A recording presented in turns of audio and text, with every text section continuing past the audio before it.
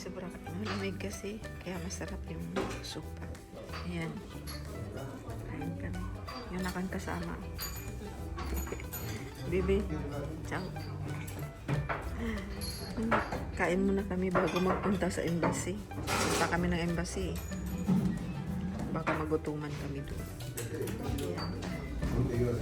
Sarap yan. Yan lang amin yan. Ulam yan. May mall kami gustong puntahan. Bumaba kami dito sa may hagdan na napakahaba. O yan, tingnan mo. Doon, no? Doon pa, doon pa. Doon kami galing.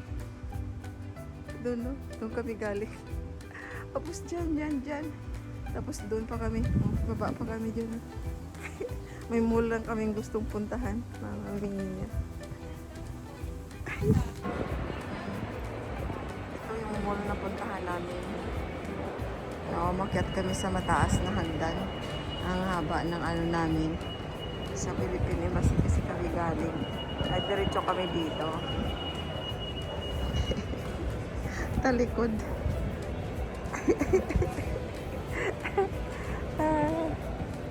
Nandito kami napunta.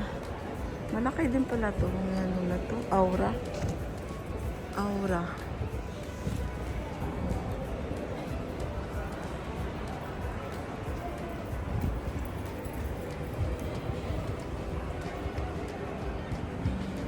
Dito second floor. Yan, second floor niya.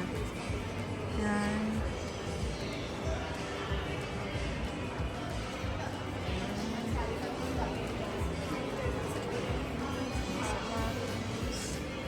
Malaki din pala siya. Mayroon pa sa taas.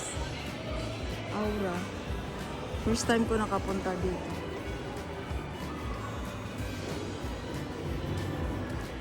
Ang H&M baby, mura sa baba hanggang dyan pala. Ito. Nandito sa third floor. Third floor lang lah. May ano, may tiratsa. Third floor. May tiratsa. Ay, may laruan ng mga bata. Ito yung third floor niya. Aura. Grana. Padami. Oh, malakay din pala. Malawak. Tiratsa niya. McDonald. Across. Mga ano, third floor niya ay mga kainan. Wala na hanggang third floor lang.